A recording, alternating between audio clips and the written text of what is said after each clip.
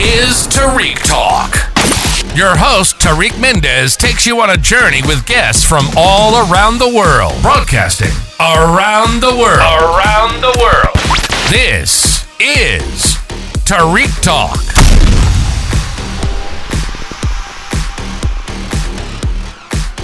All right, guys, today I'm here with Zichan. Zichan, how are you today? Good. How are you? Good, thank you. We are with the Art on Paper Fair.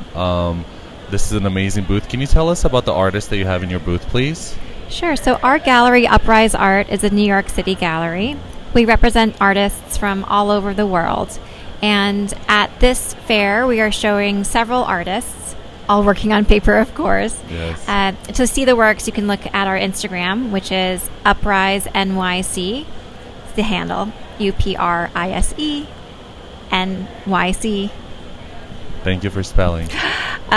So right now, we're standing in front of work by Katrine Hildebrandt. She's a Boston-based artist, and she uses really volatile processes such as fire and water to create her works. So this work is not painted or drawn, but it's actually burned. So there's burned lines in paper. Sometimes her works go up in flames when she's working on them. So again, that kind of volatile material and process. Other works by her will use ink on paper, and the water spreads the ink in these unpredictable ways. Yeah. And it's really a balance between those volatile processes and the very structured patterns and what she calls sacred geometries in her work. We're also showing a printmaker, Laura Berman, who's based in Kansas City, Missouri. She takes her prints and then cuts them out into strips or various shapes and then collages those to create a unique work. So it's a unique work from many different unique works of monoprints. And how many artists do you have in this booth right now? We are showing 5 artists. 5 artists? One of the artists is a Bay Area-based artist who created a special installation that is presented by the fair in collaboration with the Uprise Art Gallery. And the piece is perceived as a continuous scroll, and it has a interest in language and how language helps us understand meaning, how it can change our perception of meaning. The piece is part of the artist's series that uses color to code letters and other texts the artist has written, and no one knows what those texts are, but she takes a letter and assigns it a color and then kind of translates or codes that into a drawn painting. And that was actually what grabbed my attention, with the embroidery on the top. And would you mind sharing your booth number so people can check you out? Sure. We're booth G5 at Art on Paper. And when was your gallery founded? We were founded in 2011. 2011, okay, so cool. 13 years ago. We launched the gallery with 11 artists, and now we work with more than 150 artists. Oh, nice. We help people find art for their homes, the places where they work, and also for places where people gather. Yeah. So members clubs, hospitality. Oh, nice. Hospital groups. A really wide range of... So you're quite busy. Yes, very busy. And is this your first time participating at the art fair? The art paper fair? Our gallery has participated in Art on Paper, I think, for 7 years. Oh, wow, okay. With a break during COVID. Oh, yes. Mm-hmm. Yeah. All right, perfect. Thank you so much for being on the podcast today. Do you mind sharing your Instagram one more time for us? Sure. Our Instagram handle is Uprise NYC. Perfect. And it's been a pleasure. Thank you so much. It was a pleasure. Thank you for listening to Tarik Talk. Follow Tarik Talk on all social media channels and check out the video interviews online.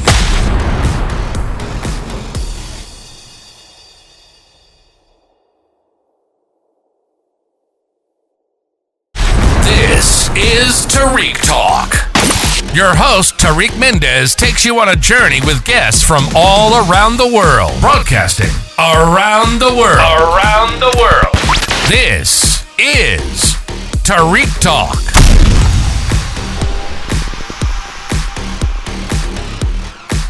All right, Alright guys, today I'm here at Art on Paper Fair with Picture Gallery on booth F11. How are you today? I'm very good. How Thank are you you? so much. Good. Thank you so much for participating on the podcast. Do you want to tell us a little bit about your booth? Yes, absolutely. Well, I'm Denise Jones-Adler, and this is Picture Gallery. We're a collective gallery in Chelsea, in the Fine Arts Building on 27th Street, 547 West 27th Street, Suite 204. And we are an artist-run gallery. We actually have 32 members. 15 or so are full members, so that means they get to do a group show during the year. And the rest are affiliate members, so we have 2 gallery spaces, so they get to be in 4 group shows during the year. Oh, that's lovely. Yeah. And can you tell us when your gallery was founded? Our gallery was founded in 2020. Actually, 2020, we started as an online gallery, and then we opened our physical space in May of 2021. Oh, nice. Congrats. Yeah. And is this your first time being on the Art on Paper Fair? It's our second year. Second year? Yeah, Oh, congrats. yeah. Do you know how many artists' work you have here? Like how many artists are displaying on the booth? In this booth today, we have 14 artists. 14 represented. artists? Yeah. Okay, that's Yeah. very nice. And these are all artists that are participants in the gallery, correct? Yep. Okay. And then would you mind telling us a little bit like how did you come to create the gallery? Like was there a demand for such a space? A lot of us had been in cooperative galleries over the years, and so we decided, and it's difficult to be in a cooperative gallery, like you don't have a lot of voice, and you don't get a lot of support. So our model became, when we decided to do this, the model was to be more proactive and more interactive and have more control. So, and we wanted to do more with artistic overlaps. So we do salons. Part of our mission is to do salons. So we invite dancers, musicians,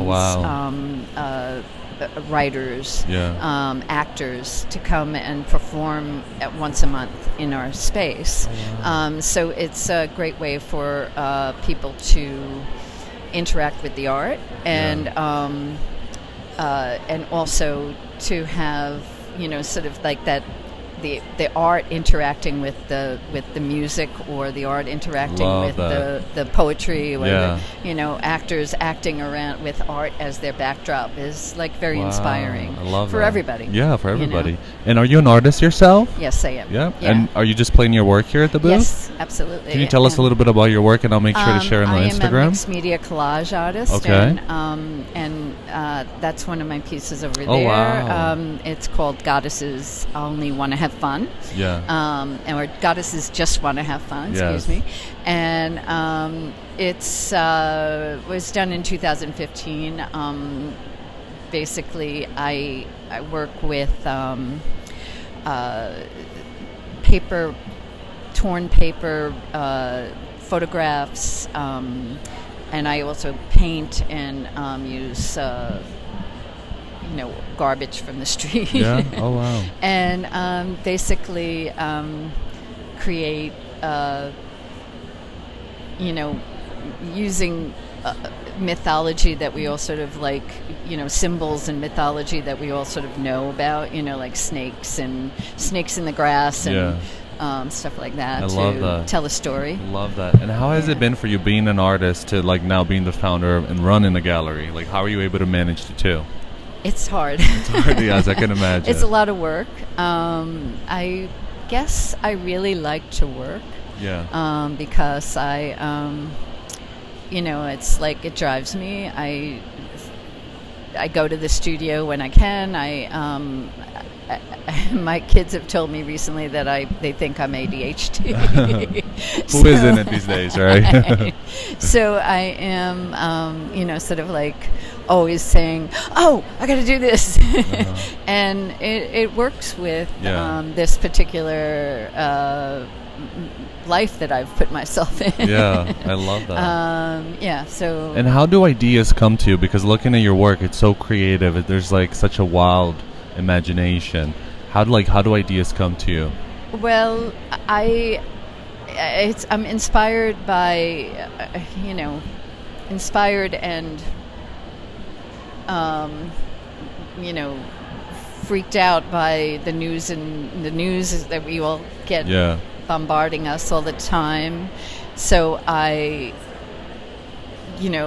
try to use all that stuff to that I'm processing, and we're all processing constantly, and make lemonade. Oh, I love that.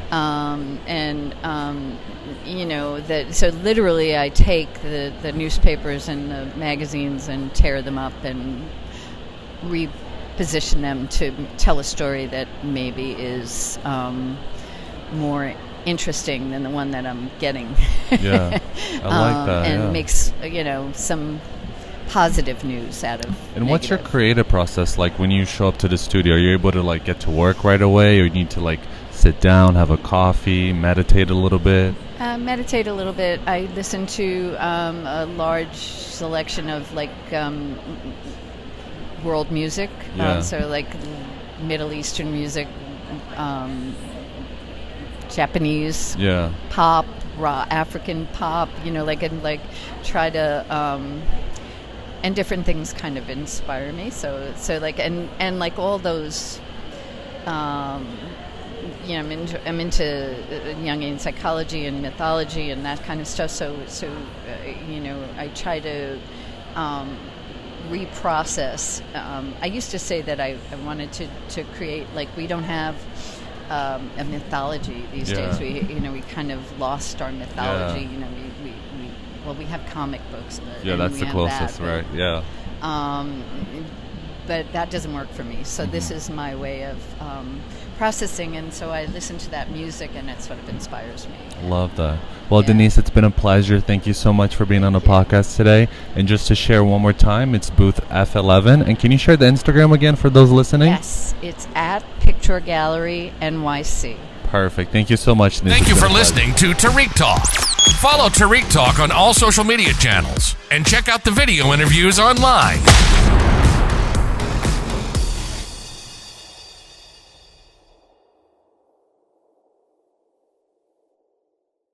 This is Tarik Talk. Your host, Tarik Mendes, takes you on a journey with guests from all around the world. Broadcasting around the world. Around the world. This is Tarik Talk.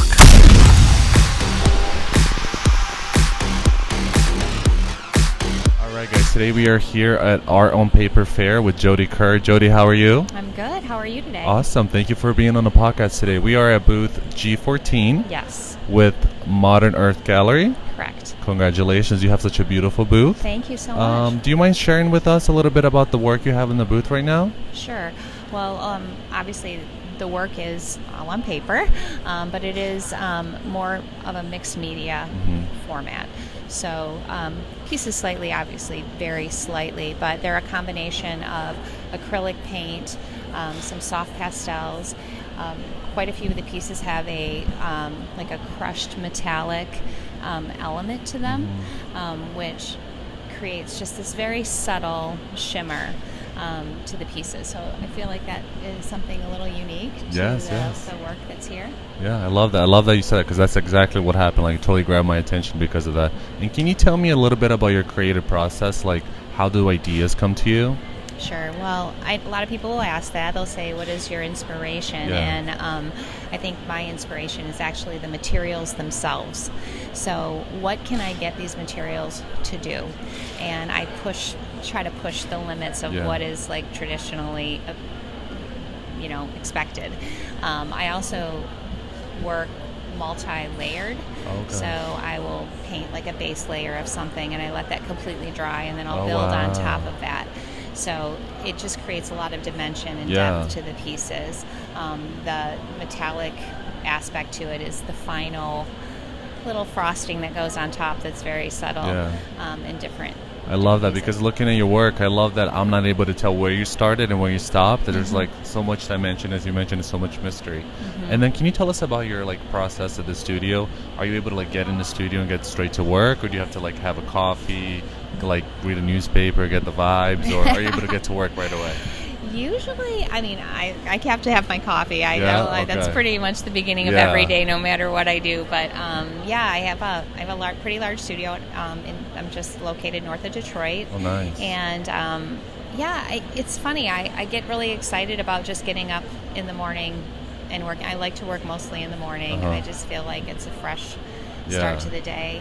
And like I said, I just start off really honestly with a mental mindset of play. Oh, wow. You know, just really like, let's discover, let's play with these materials and see what happens. And obviously every piece of art, I believe, has to have certain elements, whether you like it or not, to be considered a good piece of art. So from, like 10 feet away, it should kind of draw your attention.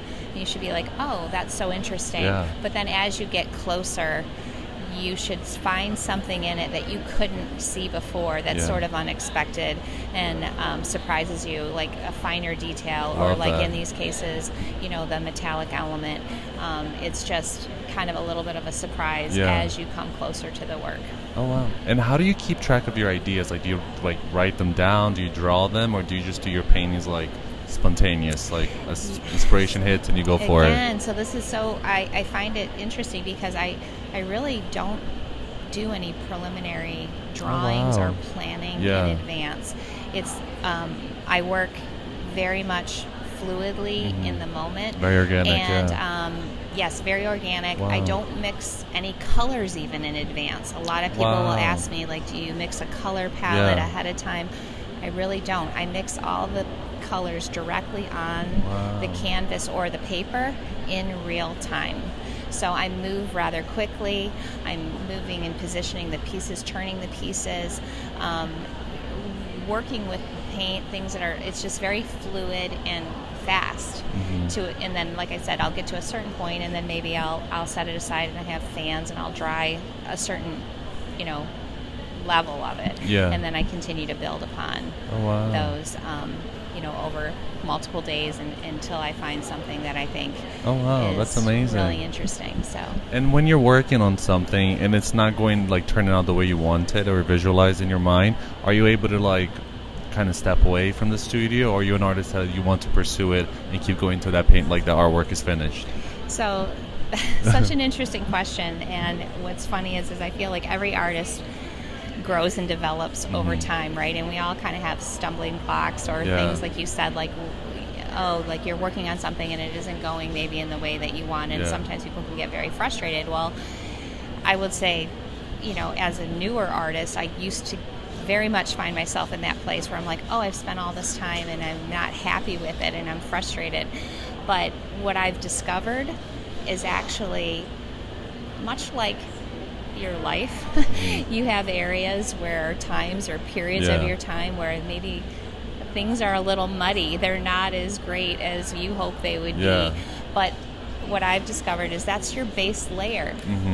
And oftentimes some of my best pieces come out of those pieces that I thought were just a mess that I wasn't going to use. And by allowing wherever that is where I felt like it wasn't working to completely dry and come back to it the next day and build on top of it, I find that turns out ironically to be the best base. So those muddy layers are great for contrast when you build color other things on top of it, other elements, and it ends up becoming some of my best work. So now I look at it as though, instead of feeling like, oh my gosh, I'm so frustrated, this isn't working for me, I look at it as like, oh, this is just the beginning. This is just the base. And so there's nothing to be really frustrated about if you think about it as it's part of the process and it's just a layer. And, multi-layers get built on that. I love that. That's so cool. And do you ever look back at some of your work and you like visually see like, wow, this makes so much sense because I was going through this and this in my life, and now I get it like much later on. Did you ever have a moment like that? You know, it's interesting. I mean, yes, I will say yes, but ironically, like I said, because I don't plan and I don't necessarily draw or do studies, and I'm not intentional about like, oh, I want this to be a floral or I want this to be a landscape. Because I don't do that, it's not as obvious to me in the moment, but then when the pieces are completed, I often look at them and notice exactly what you're saying. I'll like, wow, that really portrays this transition that I feel like I'm experiencing in my own life, you know, that maybe it is a darker piece or, you know, something like that. And I'm like, wow, that kind of does reflect my mood right now, but I didn't start off with that intention. So it's just as fun for me as the artist, I feel like, that it is to the viewer, because it becomes a surprise even to me.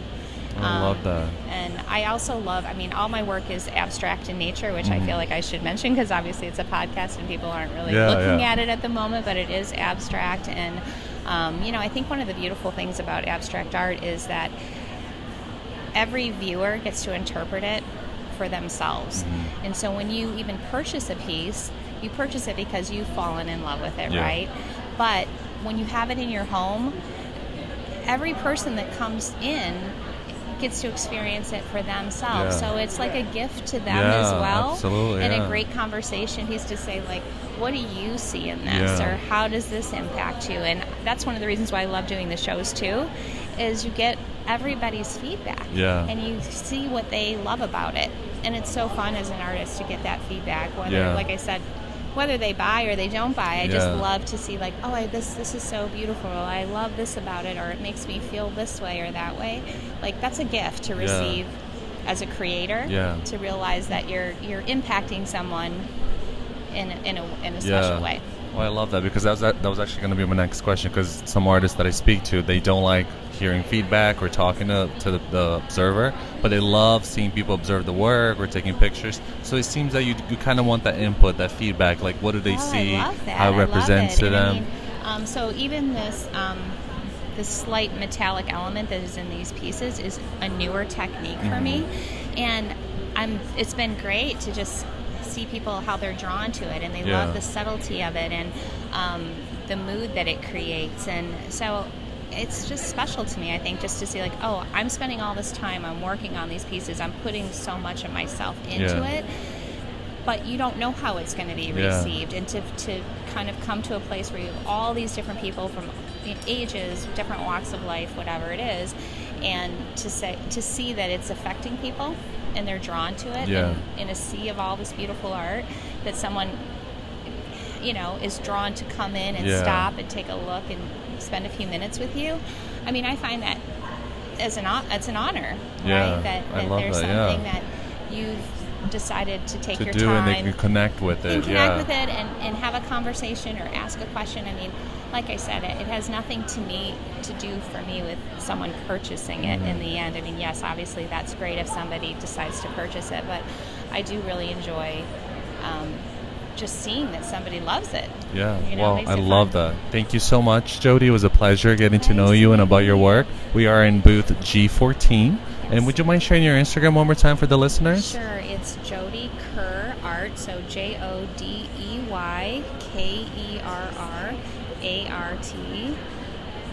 It's just perfect. At Jody Kerr Art. Perfect. Yes. All right. Thank you so much. Thank you for listening to Tarik Talk. Follow Tarik Talk on all social media channels and check out the video interviews online.